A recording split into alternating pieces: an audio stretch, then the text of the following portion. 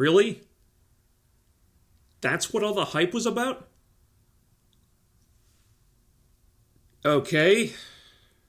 Believe it or not, I was rooting for this movie. I wanted Rebel Moon to be good. If for no other reason than if it was, it might give the Snyder Bros something new to sink their teeth into, so maybe they'd finally shut up about that sell the Snyderverse to Netflix nonsense. It's not going to happen. Get over it. But at the same time, I wasn't kidding myself. I think most of us pretty much knew what was going to happen here. We know who Zack Snyder is. We know the kind of movies he makes. He's not going to change at this point. And even by saying that, I know how some people are going to react to this, because I feel like over time I've kind of been labeled a Zack Snyder hater, and I'm really not. I'm not a Snyder hater, and I'm not a Snyder fan. I'm just honest about the kind of filmmaker he is. Like almost all filmmakers, he's hit and miss. Under certain conditions, he can make something good. I like Dawn of the Dead, 300, Man of Steel. I really like Watchmen. His other stuff, not so much. What we've come to know about Zack Snyder, and I talked about this in the Army of the Dead video, is he's great with visuals. He can make a movie look really cool, and he can be a good concept generator. Oftentimes when he's making his own original stuff, they seem like fun ideas on paper, they're just not executed well. Same deal with this movie, by the way. His problem is, as much as he might think otherwise, the man is not a good writer. He's not a good storyteller. He doesn't have an eye for things like character, and more basic things like logic and common sense. He doesn't care about that stuff, at least not as much as he should. That all being the case, I think Snyder works best when he's on a leash, when he has oversight, when he has someone smarter than him standing over his shoulder saying, you can't do that, you can't do that, you can do this, you can't do all that stuff. What he needs is someone who can kind of curb his weirder impulses and keep him from getting too much freedom, because when he has to play by someone else's rules or adapt someone else's story with a boss he has to answer to, that's when you get stuff like 300 and Watchmen. But when he gets too much creative freedom, when he's left to his own devices, that's when you get stuff like Sucker Punch, Army of the Dead, and yes, sadly, Rebel Moon. A movie produced by Zack Snyder, directed by Zack Snyder, shot by director of photography Zack Snyder, co-written by Zack Snyder, from a story by Zack Snyder. So let there be no doubt in anyone's mind exactly who is to blame for this one. Apparently, when Snyder went over to Netflix, they just opened up the pocketbook and said, Zack, do whatever, man, we trust you. So surprise, surprise, we now have a movie where pretty much all of Snyder's most self-indulgent tendencies as a filmmaker are cranked up to 11, and not in a good way. And what makes it worse is that I think his time in the DCEU gave him the wrong impression about his own abilities as a creator, because everything about Rebel Moon Part 1 absolutely screams that he's trying to establish his own original shared cinematic universe. Unfortunately, since he has the storytelling sensibilities of a 5-year-old with ADHD, he has no idea how to actually do that. The premise is there's this corrupt space monarchy that conquered all the surrounding planets and kept them under its boot for a long time until the king and queen are assassinated, and some of the outer planets take this as an opportunity to rebel against the government. So some crooked senator rises to power, becomes the regent, and sends the military out to crush all the planets who are defying them. Sounds pretty interesting, right? Sure, that could be a fun movie. Well, too bad, because none of that is actually in the movie. That's just backstory that gets narrated to us before the movie starts. And that right there is the film's favorite way to impart information. I swear to God, 90% of this fucking thing is exposition dumps. Every other line of dialogue, and this dialogue is so fucking bad, you have no idea, is just people talking about things that happened in the past, or happened on other planets, or happened in someone's backstory, which we the audience never see and have no idea what any of it means. In this sense, out of Zack Snyder's filmography, Rebel Moon probably has the most in common with Batman v Superman, because like with that film, there's like 5 or 6 different movies worth of information crammed in here, but Snyder has no clue how to use any of it effectively. It's as if he wrote a whole huge Bible full of elaborate backstory and world building for this universe and all the people in it, it, but then made the movie with the Cliff Notes version. So you get little bits and pieces of a million different things, but you never get a fully fleshed out complete version of any one thing. And that goes for characters, different planets and cultures, alien species, even the basic narrative of the film. There is no sense of pacing at all. 45 minutes in, and I was checking the time to see how much more there was. So much of it is just a bunch of awkwardly staged scenes that remind you way too much of other movies whose test paper Snyder was copying off of, Magnificent Seven, Star Wars, Avatar, and which barely connect to each other, with characters who we barely know anything about going from one set piece to another and picking up more characters just so they can do a thing back on the Rebel Moon that we're not invested in whatsoever, because that involves a bunch of additional characters who are such non-entities, calling them background fodder would be generous. Even the ones who are relevant to the plot, it's damn near impossible to care about, because the story doesn't actually do anything with most of them. And even when they do have backstories that seem like they should be interesting, that information is given to us in the most half-assed way you could imagine. Like, one of the good guys on this team they spend the movie putting together, we find out is a prince. A literal prince. So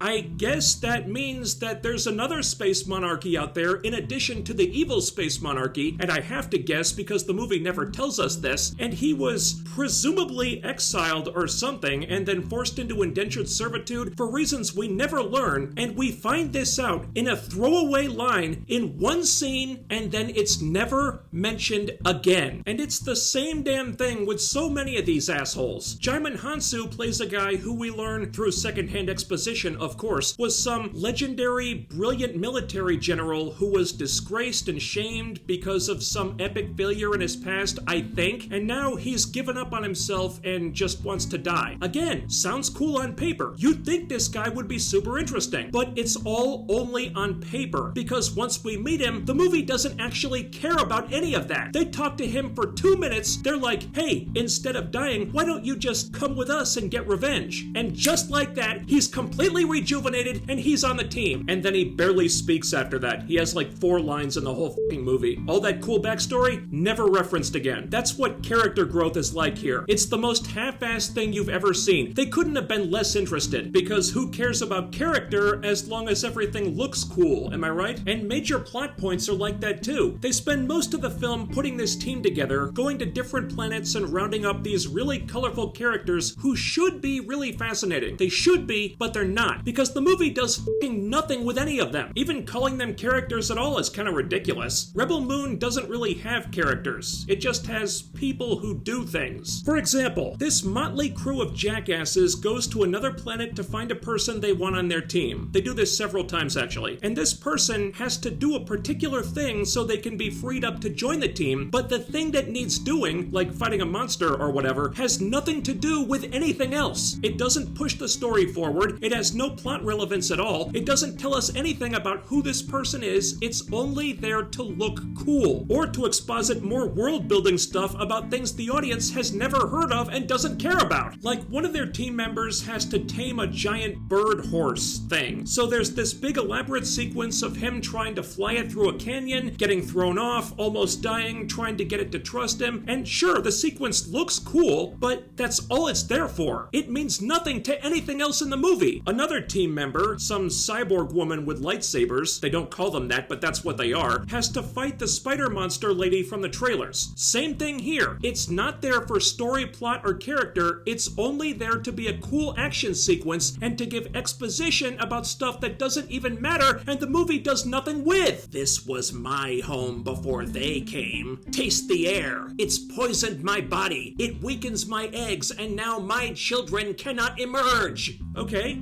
neat.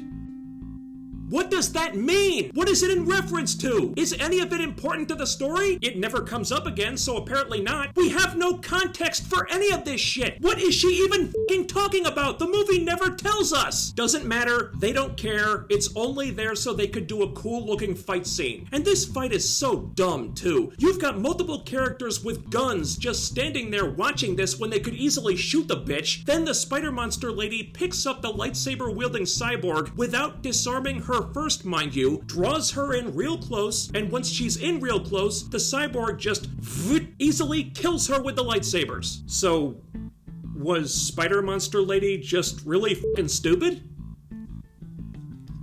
I guess so. And so much of the movie is like this. So many things are done not for story or character, not even for plot, but just because they look cool. And that sucks because this is an interesting universe. It has interesting things happening in it. The mythology of it could be a lot of fun to explore, but the movie doesn't have the slightest idea how to present any of this in a compelling or even not frustrating way. Potentially interesting backstory or world building is just exposited to us over and over in the clumsiest way possible when they even bother with it, and that doesn't always happen. So when the time comes for the movie to capitalize on those things, it falls flat on its face every time. Here's another example. We meet these two other characters, and it's implied that they have some kind of a history. Probably not romantic, but they know each other. They're comrades of some kind and have been through some stuff together. We just never find out what that stuff was. Then later on, one of them dies, the other one is really upset, and it's meant to be this big, dramatic, powerful moment, but it's just painfully fucking awkward because one, we just met these assholes fucking 10 minutes ago, and two, we don't know what their relationship was. Were they friends? Were they lovers? Were they partners? Were they something else? You never told us! All that happened is one of them speechified about more bullshit exposition that means nothing to the audience, and then boom, dead. And we're supposed to feel bad. Or are we? I don't know. The movie didn't care about these dipshits, so why should we? As long as the death scene looked cool, that's all that matters apparently. That's what Snyder's constantly falling back on. And yeah, that is where he's the strongest, with visuals. I've always said Snyder's a brilliant cinematographer. He can make a movie look like a lot of fun. And credit to him, I think they had a budget of about $166 million for parts 1 and 2. That's a hell of a lot less than what it took to make the Marvels, and they really made those dollars count. You can definitely tell where they had to stretch the budget, and most of the green screen is really obvious, but it's pretty green screen, so that's nice. I didn't really mind that. I wish I could say the same for the action scenes, though. You know how Snyder likes to do that slow-mo, turns into speed up, turns into slow-mo thing? Jesus Christ, he went completely bonkers with it here. Every fucking action scene is like that, and not just action scenes. There's slow-mo all over the goddamn place. It gets so tiresome. And speaking of tiresome, the cast. And look, I don't want to criticize them too much because they were in an impossible situation here. Nobody could have made this dialogue sound good, but I can't not talk about this. There are a number of really strong actors in this thing, but they have nothing to work with. Half of them barely get any dialogue, and they might be better for it, honestly. And that sucks because there's people I like here. Sofia Boutella, I've liked her in everything I've seen her in. Kingsman, Star Trek, she's always been good. This, I believe, was her first lead role, and she could have been up for it. She does great with the action stuff, but acting-wise, the movie kneecaps her at every turn, though she is the only one whose backstory we actually get to see, and everybody else, too. It's hard to even judge the acting at all because the dialogue is so stilted and clunky and unnatural, hardly anyone gets a chance to really act. The only one who's able to show anything resembling charisma is Charlie Hunnam, because he gets the closest thing the movie has to a character arc, and even that's only because he affects the plot more than most, so take character arc with a grain of salt. He's pretty much the only one in this thing who feels like an actual person, but basically he just does things and then exposits more backstory that we were never privy to. Most of the other characters don't even get that much. And it's not like the ones who do are better off. God, every other line in this movie is just people awkwardly speechifying about stuff we've never seen or heard of, don't know about, and have zero context for. Character development is almost non-existent. I couldn't even remember most of these people's names because the movie isn't interested in making anything about the characters memorable. It just wants to quickly and sloppily exposit bits of information about the lore and backstories of this universe while never giving us the whole picture, and then move on to the cool action scenes. But Thorias, this was only part 1. It'll all make sense in part 2. No, f*** off with that shit. This still needed to be a complete story on its own, and it wasn't. Not even close. And why? Because they never cared about that. This entire movie felt like it was made for the sole purpose of launching a new cinematic universe in the clumsiest way possible. The whole mentality of it was, hey, did you like that character who did a cool thing in that one scene on that alien planet? Well, we're not going to tell you anything about them or the thing they were doing or what any of it means, so if you want to know more about that stuff, you need to watch this future tie-in movie that may or may not ever get made, or read this future spin-off comic book that may or may not ever get written. So basically, if we want any context whatsoever, we've got to watch more stuff. No. That. Put the necessary information in the movie, please. Because I would like to actually understand what's going on and who these people are before I consume any more of this drivel. Hell, as far as I know, that stuff may have been in the movie at some point, because oh my god, did this feel like 70 to 80% of the story was cut out of it. Like they were waiting to play their big hand with some kind of Snyder cut situation later on. Then I see this article in Forbes and I find out that's basically exactly what happened. Snyder does this interview saying that there's a different cut of Rebel Moon, an R-rated cut that has so much extra stuff in it, it's practically a whole different movie. Well shit, no wonder nothing fucking makes sense in this thing. No wonder they have to exposit the entire plot. No wonder entire character arcs are happening off screen. They did all that on purpose in some pathetic attempt to recreate the fucking Snyder cut hype. Well, newsflash, numbnuts, if you're gonna release a woefully incomplete, shitty version of a movie just to get the audience excited for the director's cut later, you might want to make sure that the first version people see is not an absolute fucking chore to sit through. The Snyder cut took on a life of its own because people thought Zack Snyder got screwed over by Warner Brothers, and they got screwed out of getting some incredible cinematic masterpiece of geekdom. Then they finally saw the Snyder cut, and turns out it was as bad as the theatrical cut, just in different ways. Don't at me. And now you think you're gonna yank a rabbit out of a hat a second time by pulling this shit?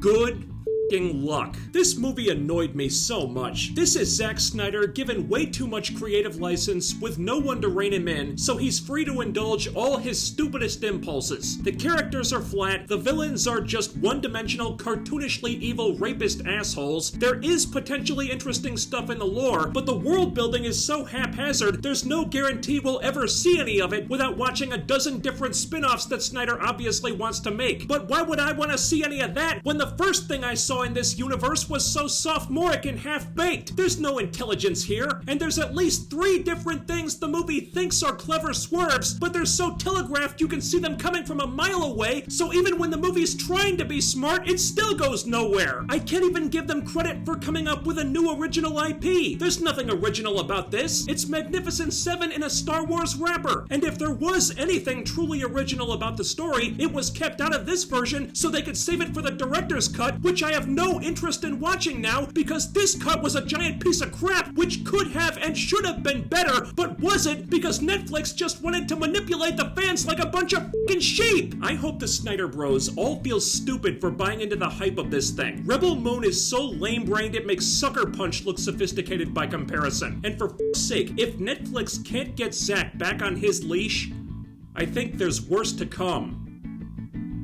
Ho, ho, ho. Holy moly, this one turned out longer than I thought it would. Maybe not the smartest video to make when my computer's given me so many problems. But anyway, thanks for watching. While you're here, ding that bell icon and follow my social media so you can always be notified when I upload new stuff. The links are down there. And all I want for Christmas this year is to pass 51,000 subscribers, so do me a favor and do all the other YouTube things. Leave a comment, hit that thumbs up, share the video, subscribe, and make sure you're still subscribed, because what really deserves to be crushed under the boot of a tyrannical space monarchy full of sadistic rapist assholes is the YouTube algorithm. That's all for now, but I'll be back with more soon. So take care, stay tuned, I'll see you next year. Merry Christmas, everybody.